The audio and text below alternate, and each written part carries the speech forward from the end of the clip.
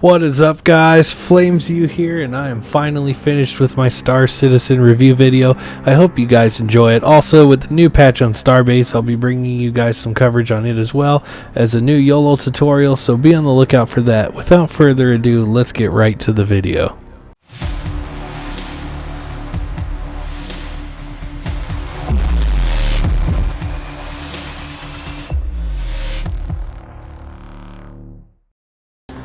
Star Citizen, a game that has racked up many negative reviews since its release back in 2012, and even still receives negative feedback even to this day. However, I have decided to pick up the game myself and play it to see what the game was really about. Since starting Star Citizen, I have been captivated by its brilliant visuals and beautiful cityscapes and the level of realism implemented into the game. As of the recording of this video, the current build is 3.14.1 and is actually quite playable. Don't get me wrong, there are still bugs, such as 30k disconnects that affect the servers in their entirety and often require a client restart due to the bad token resulting afterwards. Black elevators at some stations that throw you into outer space if you walk into them.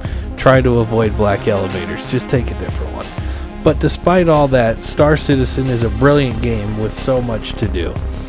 If you can grit your teeth through the initial start of the game where your frames are pretty low and the bugs you encounter early on as your PC acclimates to the game, I believe you too will find yourself in awe of this fantastic game. If you fancy yourself a bounty hunter, you can dogfight ships, both players and NPCs alike, or you can go in on foot and assail your enemies with rounds from one of the many guns available for you to use FPS style. Don't want to be a bounty hunter? Rather stay on the side of crime?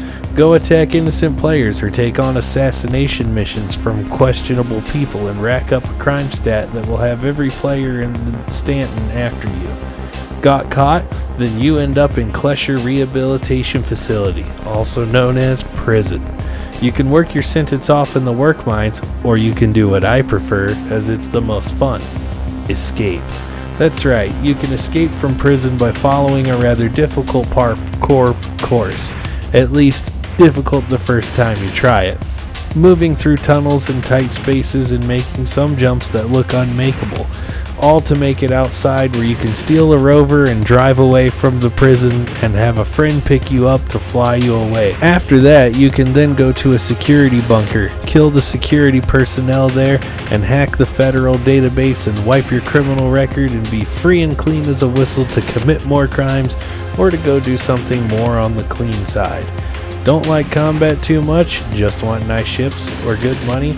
Maybe you fancy yourself a miner. Get a prospector and the right equipment and you can mine your heart out. Get the ores refined at a refining station and then have the refined ores delivered to your freighter ship, which you can then haul to ArcCorp or any of the other 4 major cities and go to their trade centers to sell them for some decent money. You can also do delivery missions and be a courier, though in my experience this doesn't pay very well. You can also just go sightseeing or have fun role-playing with your friends. This game is by no means fast when it comes to money, however. Don't expect to be rich overnight or to make yourself wealthy very quickly. There's a good grind during the gameplay loop, and it's not for everyone, but the effort put in makes the rewards gotten from it feel so much better. Take note that there are mini wipes, which reset your weapons and modules on your person and what's equipped to your ships during every major patch.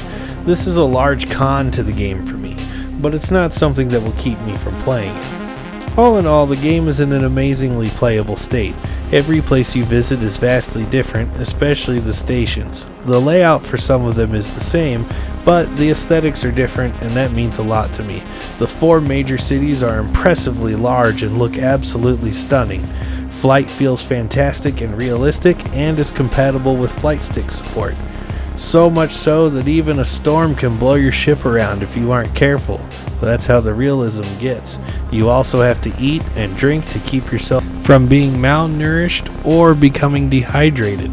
That can get very dangerous and also lead you to dying. If you can't stand the bugs of the new game during its alpha state, then definitely stay away until the game comes even further along its development path. I shouldn't use the word new, as it's been around since early 2012.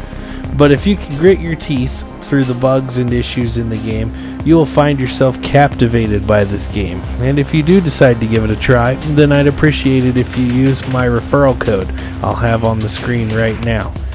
To wrap it up, this game has its fair share of issues and problems, but a plethora of fun and content to enjoy, especially with friends.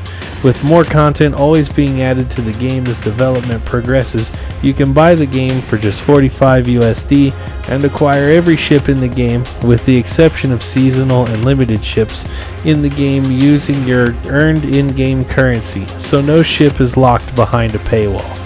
There is proximity chat for roleplay communication in-game, and text chat, of course, to talk with everyone on the server. The game has a long way to go, and I think I'll be enjoying the ride as the game continues to grow and develop. I hope to see you guys in the verse. Thank you guys so much for watching. I really appreciate it, and I hope you guys enjoyed the video. If you did enjoy the video, please make sure that you leave that thumbs up for me and hit that subscribe button if you're new here.